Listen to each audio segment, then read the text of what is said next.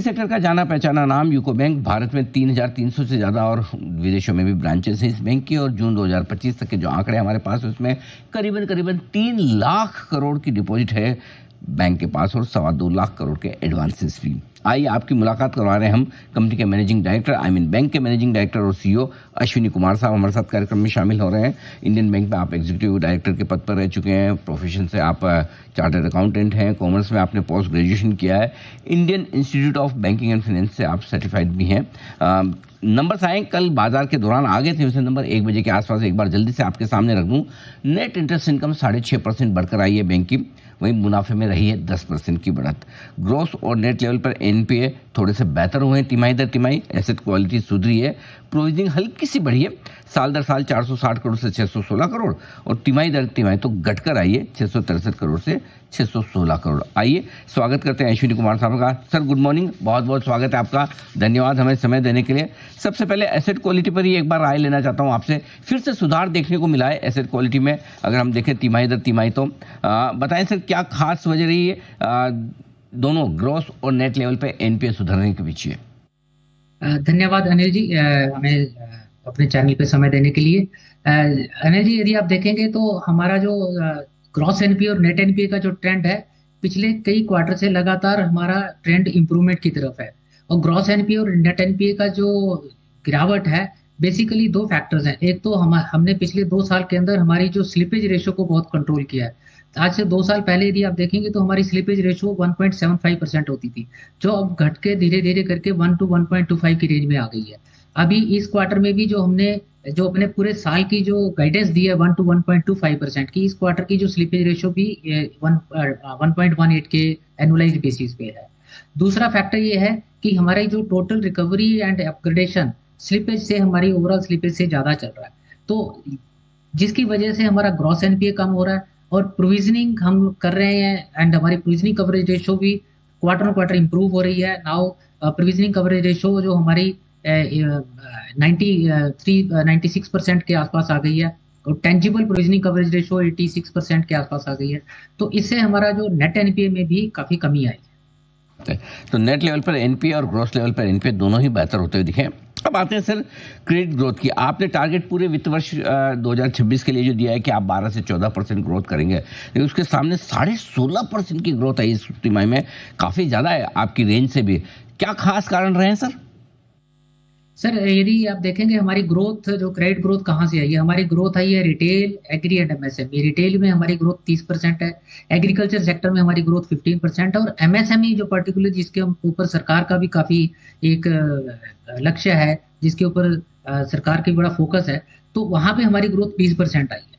तो ये 3 जो हमारे जो सेगमेंट्स हैं, इन्होंने बहुत अच्छा एक इस क्वार्टर में अपनी परफॉर्मेंस दी है। तो रिटेल में भी आप देखेंगे तो हमारा जो सबसे बड़ा जो चैनल है हाउसिंग लोन, उसमें भी 18% की वृद्धि है और व्हीकल लोन्स के अंदर भी हमारी तकरीबन 66% की ग्रोथ है। और ये सब कारण रहे हमारी जो इस क्वार्टर में जो हमारी ग्रोथ हमारी गाइडेंस से ऊपर रही। और मेरा अनुमान है कि आने वाले क्वार्टर्स में भी जब हमारी 3,300 प्लस ब्रांचें जो फील्ड में काम कर रही हैं, जिस तरह से कस्टमर के साथ कनेक्ट बना रही है, तो ये उसी तरह से हमारे पास लीड और एक इम्प्रूव्ड टैट के तहत हम काम कर रहे हैं, तो एक लोगों का जो भरोसा है बैंक की तरफ अच्छा हो रहा है। तो आने वाले समय में भी ग्रोथ इसी तरह से हमें देखने लगता है, एक उम्मीद लगा के रखता हूँ। सर डिपॉजिट ग्रोथ 11.5% के आसपास रही है आपकी इस तिमाही में, आपका गाइडेंस भी 10 से 12% की रेंज के हायर एंड पे ही है, आप संतुष्ट हैं? देखिए, हमारा जो सीडी रेशो पहले 1 साल पहले या 2 साल पहले देखें तो हम 65% से थे, फिर 71 पे आए, तो फिर उसके बाद हमने 75% का एक टारगेट रखा। इस टारगेट क्योंकि हमारी सीडी रेशो कम थी, तो हमने हमेशा डिपॉजिट ग्रोथ का टारगेट अपना कम रखा। इस साल हमने डिपॉजिट ग्रोथ का टारगेट अपना 10 से 12% का रखा, क्योंकि हमने जो अभी सीडी रेशो का टारगेट रखा 77%। तो इस सीडी रेशो को अचीव करने के लिए मेरा ये अनुमान है कि जो हमारी जो ग्रोथ, डिपॉजिट ग्रोथ का जो हमारा टारगेट है और जिस ग्रोथ से हम ग्रो कर रहे हैं और एडवांसेस की ग्रोथ को देखते हुए ये टारगेट हमारा अचीवेबल है एंड ये ठीक है। परफेक्ट। आमतौर पर इस वक्त जो थोड़ी सी समस्या दिख रही है बैंकिंग सेक्टर में, वो अनसिक्योर्ड लोन की प्रोविजनिंग को लेकर या फिर रीपेमेंट को लेकर है। क्या इस तरह की कोई दिक्कत थोड़ी बहुत दिख रही है बैंक को, या फिर आपको ऐसी कोई दिक्कत है नहीं? यदि आप हमारा जो अनसिक्योर्ड लोन का जो पोर्टफोलियो, जो पर्सनल लोन का पोर्टफोलियो देखेंगे, जो पर्सनल लोन बेसिकली हम दे रहे हैं जो हमारे एग्जिस्टिंग कस्टमर्स हैं, जिनके हमारे पास या तो सैलरी अकाउंट है या फिर जिनका पेंशन अकाउंट है, ये दो सेगमेंट है। और तीसरा सेगमेंट वो है जहां पे हम डिजिटल लैंडिंग कर रहे हैं, जहां पे हमारे पास कस्टमर का अकाउंट पिछले 2 या 3 साल से या 4 साल से है और अकाउंट में लगातार ट्रांजेक्शन हो रही हैं, तो ट्रांजैक्शन के बेसिस पे उसकी एक एलिजिबिलिटी निकाल के दे रहे हैं। तो हमारे पास जो अभी तक जो ना बहुत ज्यादा कोई डेलिक्वेंसीज हम नहीं देख रहे हैं इसके अंदर पर्सनल लोन सेगमेंट में, और ओवरऑल पोर्टफोलियो भी अराउंड 1% है हमारे टोटल एडवांसेस का। तो ऐसा बहुत बड़ा चैलेंज भी नहीं है, और क्योंकि इन हाउस कस्टमर बेस है और उसका ट्रैक रिकॉर्ड हमारे पास है, तो पर्सनल लोन के अंदर हमारे बैंक के अंदर कोई ऐसा चैलेंज नहीं दिखा। ठीक बात है, तो ये आपके लिए ऐसी कोई दिक्कत वाली बात है नहीं। पूरे साल भर के लिए क्या गाइडेंस लेके चल रहे हैं सर आप डिपॉजिट और लोन ग्रोथ का?